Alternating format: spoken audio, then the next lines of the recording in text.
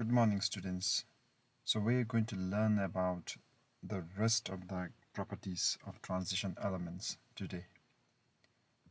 So in this class, we are going to learn the property of transition element in forming complex ion.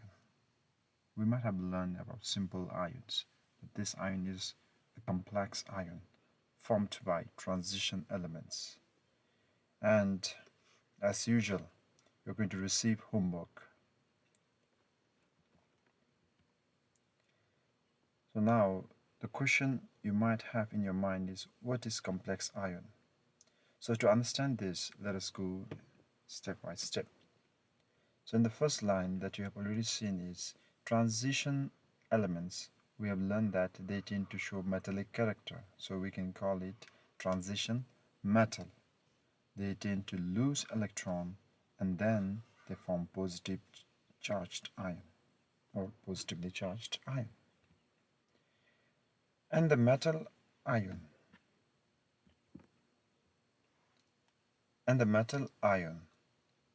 they form bond with other molecules. So you have to keep this in mind. This is very crucial and important. Once the transition metal loses electron and forms ion, this metal ion, they form bonds with other molecules. And we can just visualize in our mind that the metal ions are surrounded by that other molecules. Hence, we can call the metal ion as central metal ion. So this is the first part we have to clearly understand. Transition metal ion loses electron and it forms bonds with other molecules. The other molecule surrounds the transition metal ion, and from that we can name the metal ion as central metal ion.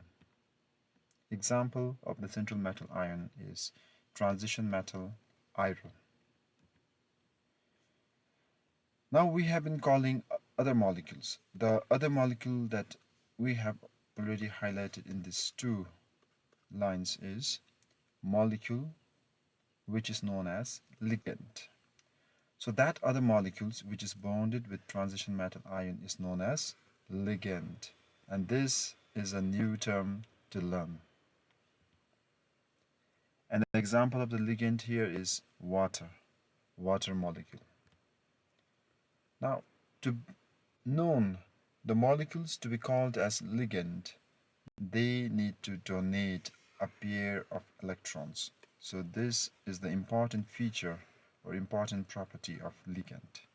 If the molecule is called ligand, it must donate a pair of electron, and those molecules are known as ligand.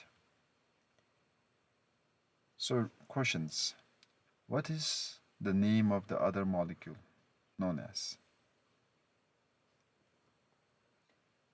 If your answer is ligand, you're correct. The other molecule which is attached to the metal ion that we have previously talked about is ligand. Now, example of the complex ion is this. This representation is the example of complex ion. So you have transition metal iron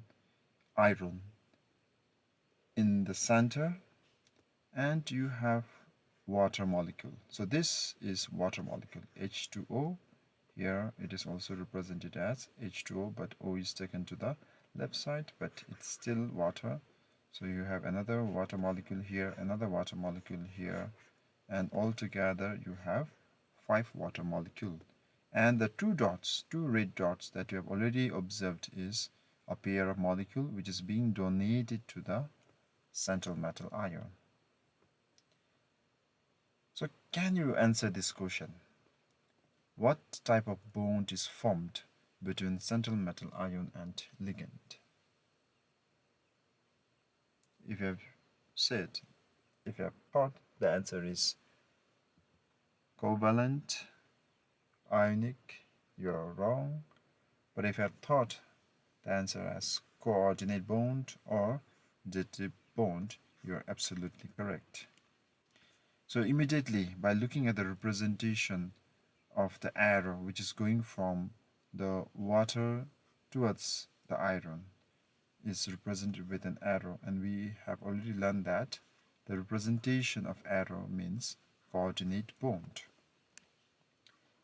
Now there's another term that you have to learn, and that is coordination number.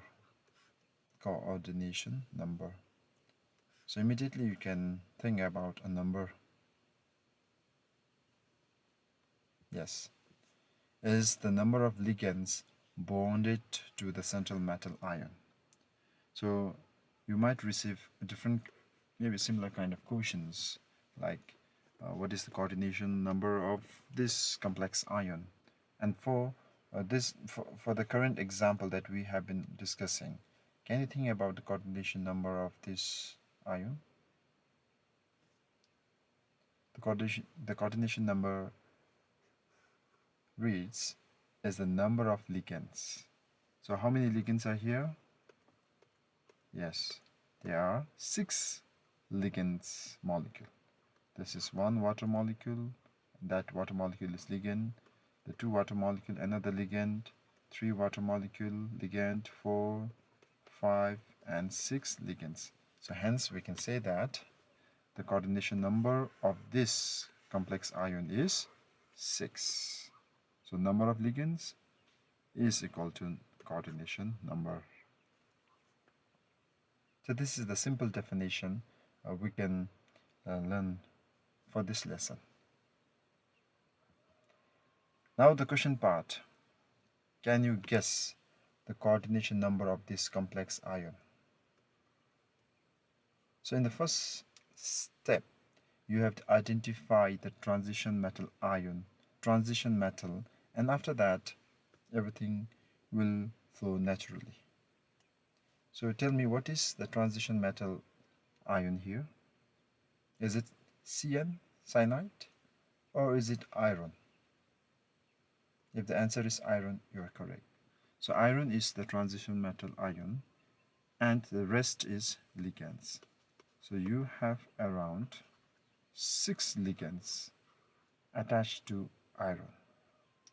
So that means the coordination number of this complex ion is also 6. Now for the second complex ion, the transition metal ion here is it water? Is it NH3 ammonia? Or is it copper? Yes, it is copper. The transition metal ion is copper, and the rest are ligands. So here NH3, you have 4 numbers of NH3 ligands, and H2O, here you have 2 numbers of H2O ligands. So altogether you have 6 numbers of ligands.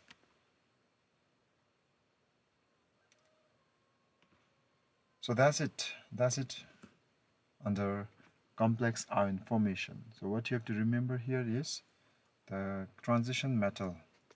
The transition metal, it forms ion by losing electron, and the ligands, it gets bonded to the ion through coordinate bond,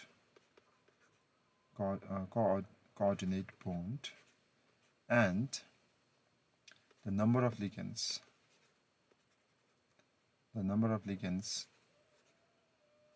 is known as coordination number.